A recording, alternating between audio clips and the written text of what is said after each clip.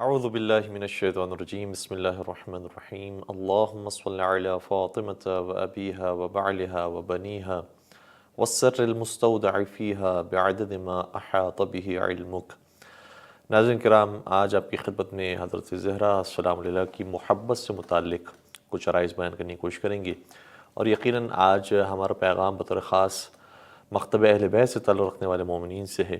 کیونکہ وہ افراد کی جو اب تک اس مکتب سے آشنا نہیں ہوئے ہیں، انہیں نہیں اندازہ ہے کہ اس محبت کے اندر کتنی تاثیر موجود ہے، جس کا ذکر خود قرآن کریم نے کیا ہے کہ قُلْ لَا أَسْأَلُكُمْ عَلَيْهِ أَجْرًا إِلَّا الْمَوَدَّةَ فِي الْقُرْبَى، کہ پیغمبر یہ ارشاد فرماتے ہیں کہ میں تم سے رسالت کی زحمتوں کے بدلے یہ نہیں چاہتا ہوں کہ تم مجھ پر درود و سلام بھیجو، یا تم میرے لیے قرآن کریم پڑھو، یا میرے لیے تم زیارت انجام دو، یا میرے لیے کوئی کام انجام دو، بلکہ قرآن کی آیت یہ ہے کہ إِلَّا الْمَوَدَّةَ فِي الْقُرْبَى، مجھے کچھ نہیں چاہیے سوائے یہ کہ میرے قربا سے مودت کرو۔ اور قربا کے اندر سب سے پہلی شخصیت خود بنت رسول خدا اور دختر پیغمبر اکرم حضرت فاطمہ زہرا سلام اللہ کا نام گرامی آتا ہے۔ تو قرآن مجید سے بھی بات واضح ہے، اور پھر خود ہمارے پاس روایات موجود ہیں کہ جس کے اندر اس مطلب کی طرف اشارہ کیا گیا ہے۔ مثال کے طور پر شیخ صدوق کی ایک معرکۃ الآراء کتاب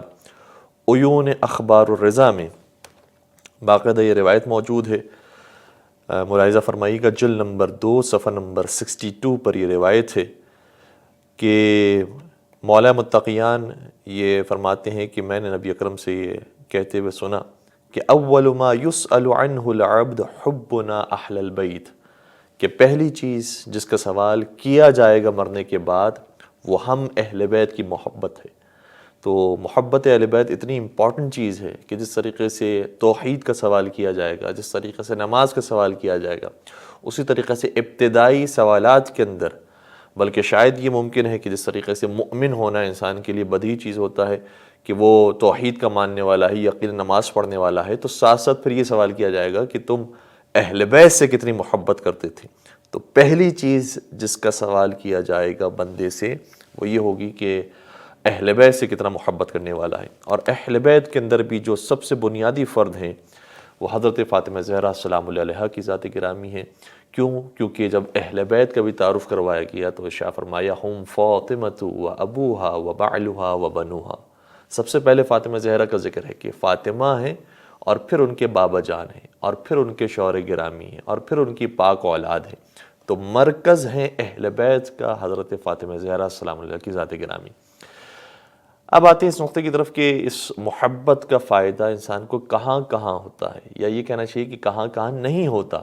جس طریقے سے وہ مشہور روایت ہے کہ یا سلمان حب فاطمہ ینفع مئۃ موت، کہ حضرت فاطمہ زہرا کی محبت اے سلمان تمہیں 100 مقامات پر کام آئے گی۔ تو 100 مقامات میں سے کچھ مقامات تو وہ ہیں کہ جو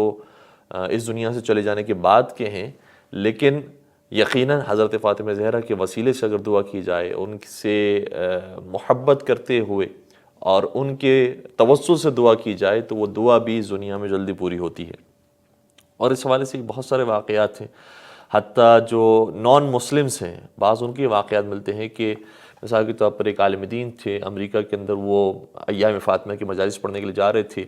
راستے میں سگنل آ گیا تو ان کی گاڑی رکی، ایک روتی روتی خاتون آئی اور کہنے لگی کہ آپ مجھے مذہبی شخصیت معلوم ہوتے ہیں، لہٰذا میں آپ سے تقاضا کرتی ہوں کہ آپ اپنے خدا سے، آپ جن کو بھی مانتے ہیں ان سے کہیں کہ میرے بیٹے کو شفا دیتے۔ میرا بیٹا بہت بیمار ہے، بہت زیادہ ہاسپٹلس میں ان کو ہم لے کے جا چکے ہیں، لیکن ڈاکٹرز نے کہا ہے کہ یہ کسی طریقے سے نہیں بچ سکتا، اور میرا یہ اکلوتا بیٹا ہے، آپ جس کو بھی مانتے ہیں اس سے کہیے کہ اس کو بچا لے۔ اچھا، جو سگنل میں گاڑی رکی ہوئی تھی، ظاہر سی بات ہے کہ بہت زیادہ تو وقت نہیں تھا، تو انہوں نے اتنا کہا کہ دیکھیں یہ ایام فاطمہ کی مجالس ہو رہی ہیں ہمارے یہاں پر، اور اس میں جو ہمارے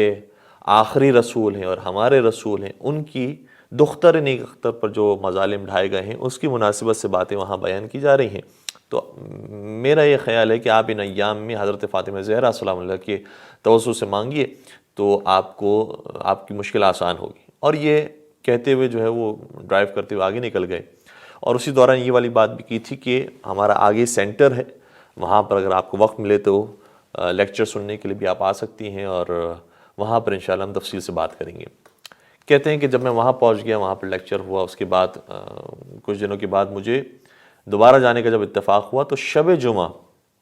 جب میں مجلس پڑھ کے اترا ہوں تو وہ خاتون جو مجھے سگنل پر ملی تھی وہ یہاں سامنے آ گئی اور وہ بہت رو رہی تھی، اور روتے روتے میرے قریب جب آئی تو مجھے یقین ہو گیا کہ شاید اس کے بیٹا نہیں بچ سکا،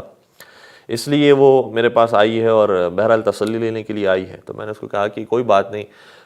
خدا جو بہتر ہوتا ہے وہ کرتا ہے، وہ ابھی جہاں پر ہوں گے وہاں ٹھیک ہوں گے، آپ گھبرائیے نہیں، خدا آپ کی مشکلات کو بھی آسان کرے گا اور آپ کے لیے انشاءاللہ اسباب فراہم ہو جائیں گے۔ تو کہتے ہیں کہ آپ کیا کہنا چاہ رہے ہیں؟ تو کہا کہ میں آپ کو آپ کی بیٹی کی تعزیت دے رہا ہوں۔ تو کہا کہ نہیں، میرا بیٹا تو ٹھیک ہو گیا ہے، اور آپ نے جو مجھے نام بتایا تھا اور آپ نے جو مجھے دعائیں دی تھی اس کے صدقے میں میرے بچے کو ایسے شفا مل گئی جیسے کوئی اس کو بیماری نہیں تھی۔ تو میں تو آپ کے اسپیشل تھینکس ادا کرنے کے لیے یہاں پر آئی ہوں، تاکہ آپ کا میں اس لمحے جو آپ نے مجھے وقت دیا اس کا شکریہ ادا کروں، اور پھر اس پرسنالٹی کا جو آپ نے ذکر کیا ہے اس سے میں مزید آگاہی حاصل کروں کہ وہ کون ہے، کیا ہے، اور ایسے ایسے میں آپ کے مکتب کو جانوں کہ جس کے اندر اتنی باکرامہ شخصیات موجود ہیں کہ جو مجھ جیسے کو، جن کو ہم ان کی بلیف میں بھی نہیں ہیں اور ان کو نہیں مانتے ہیں، ان کو بھی وہ پورا کرتی ہیں اور ان کی بھی حاجتیں پوری ہوتی ہیں، تو یقیناً وہ کوئی بہت بڑی شخصیت ہوں گی۔ تو اس طریقے سے آہستہ سے ان کو آشنائی ہوئی، اور آشنائی ہوتے ہوتے وہ مکتب اہل بیت پر آ گئے۔ اور اس طرح کے بہت سارے واقعات ہیں کہ جس کے اندر لوگ کنورٹ ہوئے ہیں حضرت فاطمہ زہرا سلام اللہ کی برکت سے، اور کچھ ایسے افراد ہیں کہ جو بہرحال مکتب اہل بیت پر ہیں اور اس کے باوجود انہوں نے کام کیا ہے شہزادی کے لیے، تو شہزادی نے ان کو اس دنیا میں بڑا عطا کیا ہے، اور آخرت میں تو یقین ان کا مرتبہ بہت بلند ہوگا۔ اس میں سے ایک نام ہے سید کاظم یزدی کا۔ یہ سید کاظم یزدی وہ ہیں کہ جنہوں نے کاظم قزوینی کا، جنہوں نے باقاعدہ کتاب لکھی ہے شہزادی کونین پر، اور ایسی معرکۃ الآراء کتاب لکھی ہے کہ آج بھی ہم پڑھتے ہیں تو اس کے اندر نئے مطالب موجود ہیں۔ تو سید کاظم قزوینی نے اس کتاب کے اندر شہزادی کے بارے میں ابتدا سے لے کر ان کی شہادت تک کے سارے واقعات کو جمع کیا ہے، اور تقریباً اتنی ضخیم وہ کتاب ہے۔ سید کاظم قزوینی کے بارے میں ایک عالم دین جن کا نام سید کاظم مصطفوی ہے، جو جن کا درس خارج بھی ہوتا ہے، انہوں نے باقاعدہ اپنے درس خارج کے اندر اس واقعے کو ذکر کیا جو بڑا حیران کر دینے والا ہے، کہ تقریباً کچھ سال پہلے سید کاظم قزوینی جن کی قبر مبارک جہاں پر آیت اللہ بہجت نماز پڑھایا کرتے تھے اس کے سامنے ایک مقام پر موجود ہے، اور آیت اللہ بہجت کی جو مسجد کی جگہ ہے وہ افراد کے جنہوں نے حرم معصومہ قم سلام اللہ کی زیارت کی، انہیں اندازہ ہے کہ تھوڑا سا آگے جا کر جہاں گزر خان کا علاقہ آتا ہے وہاں سے سیدھے ہاتھ پر ایک پتلی سی گلی جاتی ہے، اس روڈ پر اگر چلتے جائیں تو آگے جا کر ایک چھوٹی سی مسجد ہے، وہاں پر آیت اللہ بہجت نماز پڑھایا کرتے تھے، اور اس کے سامنے والے حصے میں آگے قزوینی کی قبر مبارک تھی۔ تو کہتے ہیں کہ تقریباً ان کو دفنانے کے 17 سال کے بعد ان کی وصیت کے مطابق ان کے جنازے کو نکالا گیا، اور نکال کر اسے نجف یا کربلا منتقل کرنا تھا، کیونکہ بہرحال روایات کے اندر آیا ہے کہ جو شخص وادی السلام میں دفن ہوتا ہے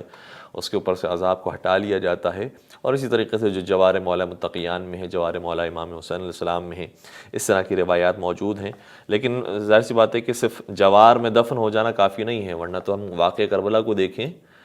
تو کربلا کے واقعے کے اندر جتنے شہدائے کربلا ہیں ان کو جو مارنے والے تھے وہ بھی یہیں کہیں مرے ہوں گے، اور وہ بھی یہیں کہیں دفنائے گئے ہوں گے۔ اور عمر سعد کے بارے میں ملتا ہے کہ اس ملعون نے اپنے لشکر کے تو سارے سپاہیوں کے جنازوں کو دفنایا تھا، لیکن امام حسین علیہ السلام کے جنازے کو اور امام حسین علیہ السلام کے چاہنے والوں کی لاشوں کو نہیں دفنایا تھا۔ تو ان کی بھی لاشیں کربلا کے اندر دفن ہوں گے، لیکن کوئی یہ تصور کر سکتا ہے کہ ان کی وجہ سے ان کے گناہ معاف ہو جائیں گے؟ جب ان کو مانتے ہی نہیں ہیں، جب ان کو قتل کرنے کے لیے آئے ہیں، ان کو اپنا دشمن سمجھتے ہیں، تو کیسے ہو سکتا ہے کہ ان کی شفاعت کی وجہ سے ان کی گناہ معاف ہو جائیں؟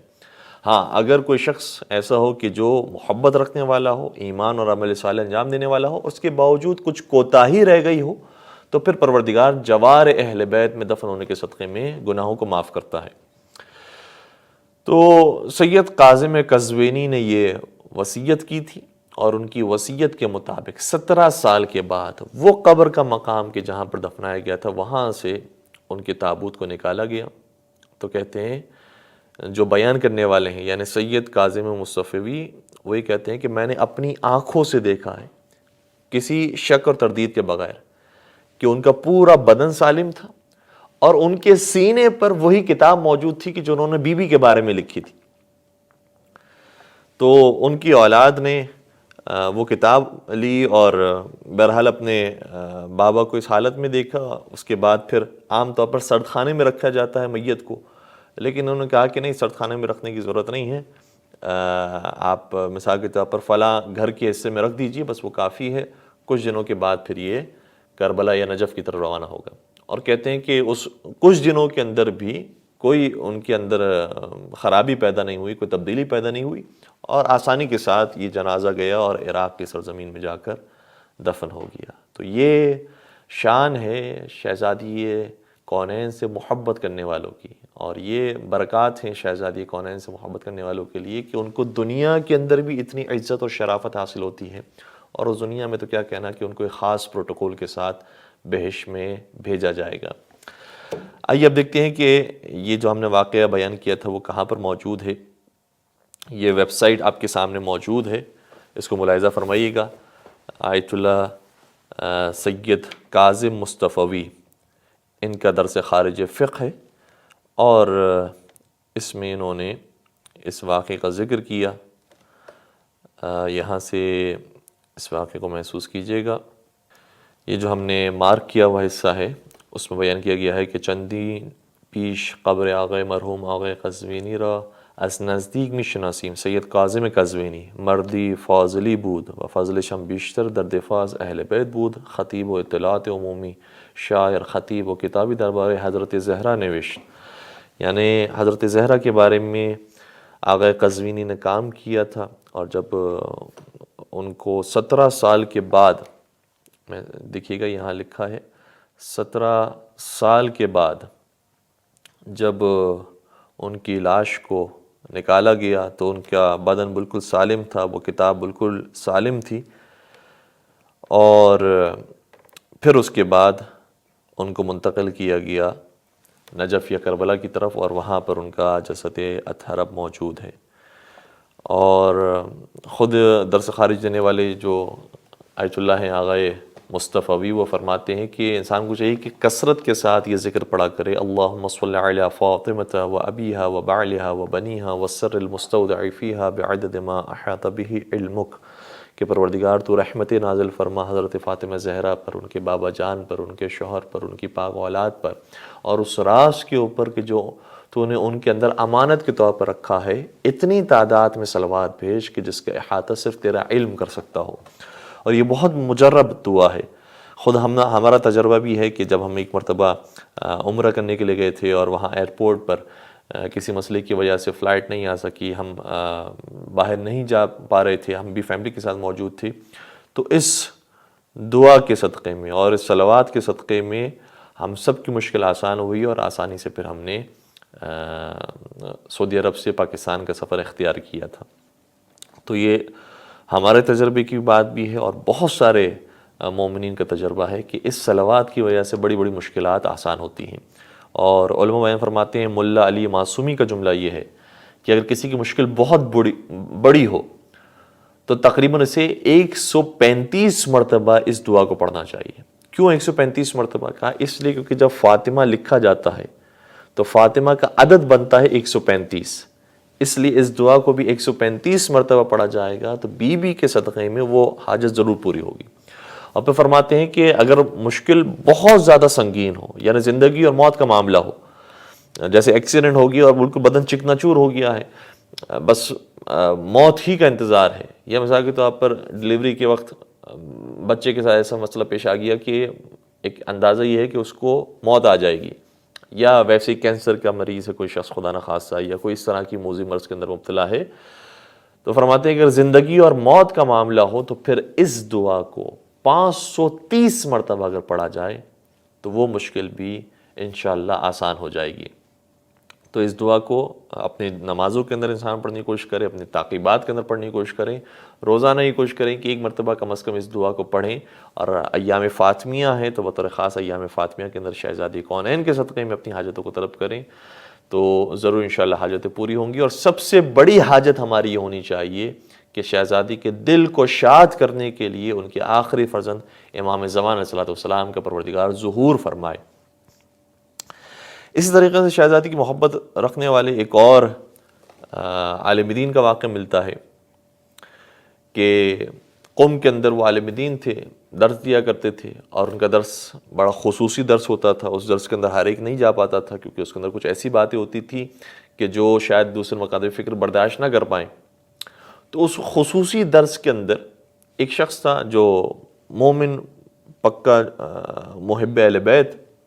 لیکن اس کا تعلق سعودی عرب سے تھا، وہ بھی آتا تھا،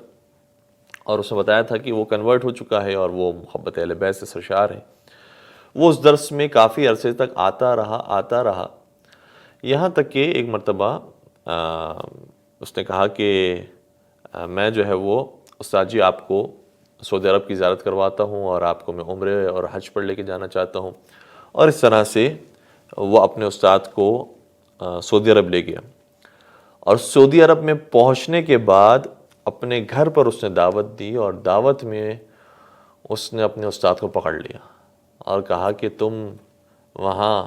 ایران کے اندر ایسی ایسی باتیں کرتے تھے، آج میں نے تجھے پکڑ لیا ہے اور میں تجھے یہیں پر ہی قتل کر کے رہوں گا۔ یہ بالکل گھبرا گئے کہ یہ کیا ہو گیا، یہ تو بالکل معاملہ تبدیل ہو گیا ہے۔ انہوں نے کہا کہ سب مجھے اتنی اجازت دو کہ میں 2 رکعت نماز پڑھ کے آ جاؤں۔ کہ 2 رکعت نماز پہ کیا ہوگا، جاتے ہو جاؤ، پڑھ کے آ جاؤ۔ کہتے ہیں کہ یہ عالم دین چھت پر گئے، اور چھت پر جانے کے بعد 2 رکعت نماز پڑھی۔ 2 رکعت نماز پڑھنے کے بعد اسی وقت شہزادی کونین سے وسیلہ اختیار کیا کہ اے بی بی، میں آپ کے حق کے لیے بات کرتا رہا، اور میں آپ کی مظلومیت کو آشکار کرتا رہا، جس کی وجہ سے مجھے اس عذاب میں مبتلا کر دیا گیا ہے۔ اب میں کیا کروں اور کیسے اسے چھٹکارا پاؤں؟ اور پھر اپنے مسئلے کو، جب ظاہر سی بات ہے کہ سامنے تلوار موجود ہو اور موت سامنے نظر آ رہی ہو تو انسان کی حالت عجیب ہوتی ہے۔ اس میں وہ روتے روتے اسی سجدے میں گر پڑے، اور کہتے ہیں کہ جب میری آنکھیں کھلی اور میں اس چھت سے نیچے اترا تو میں نے کیا دیکھا کہ میں اب سعودی عرب کے اندر موجود نہیں ہوں، بلکہ اب میں اپنے شہر میں موجود ہوں، اور مجھے بی بی کے صدقے سے نجات نصیب ہو گئی۔ تو شہزادی کونین کے صدقے سے بڑی بڑی مشکلات آسان ہوتی ہیں۔ شہزادی کونین ایک بہت بڑا وسیلہ ہے انسان کی مشکلات کو آسان کرنے کے لیے، اس لیے اگر واقعاً کسی بڑی مشکل کے اندر انسان گرفتار ہو جائے تو شہزادی کے صدقے سے دعا مانگی جائے تو پروردگار وہ دعا رد نہیں کرتا۔ اور اس سلسلے کے اندر ہم ایک اور بات بھی آپ کی خدمت میں گزارش کرتے ہیں کہ شہزادی سے طلب کرنا یا پنجتن پاک سے مانگنا، اس کا یہ مطلب نہیں ہے کہ ہم خدا کے مقابلے پہ ان ہستیوں کو لے کر آ رہے ہیں، نہیں، بلکہ خدا ہی نے فرمایا ہے کہ یہ کچھ پاک ہستیاں ایسی ہیں کہ جن کا احترام کرو اور جن کے وسیلے سے دعا کرو تو میں تمہاری دعا کو جلدی قبول کرتا ہوں۔ کیا حضرت آدم علیہ السلام کی دعا پنجتن پاک کے صدقے سے جلدی قبول نہیں ہوئی تھی؟ تو کیسے یہ ناممکن ہو سکتا ہے کہ اولاد آدم بھی پنجتن پاک کے وسیلے سے دعا کریں تو ان کی دعا پروردگار قبول نہ کرے؟ تو یقیناً حضرت آدم علیہ السلام کی طرح اولاد آدم کی دعا بھی پنجتن پاک کے صدقے سے قبول ہوگی، اور اس میں ایک بہت بڑا وسیلہ حضرت فاطمہ زہرا سلام اللہ کا وسیلہ ہے۔ ہم بھی دعا کرتے ہیں کہ پروردگار شہزادی کے وسیلے سے ہم سب کی دنیاوی اور اخروی حاجتوں کو پورا فرما، اور سب سے بڑی دعا یہ ہے کہ اس دنیا کے اندر عدل و انصاف قائم کرنے کے لیے اور حکومت علوی اور محمدی کو قائم کرنے کے لیے حضرت امام زمانہ عجل اللہ تعالی فرج الشریف کا ظہور جلد از جلد فرما۔ وآخر دعوانا ان الحمد للہ رب العالمین۔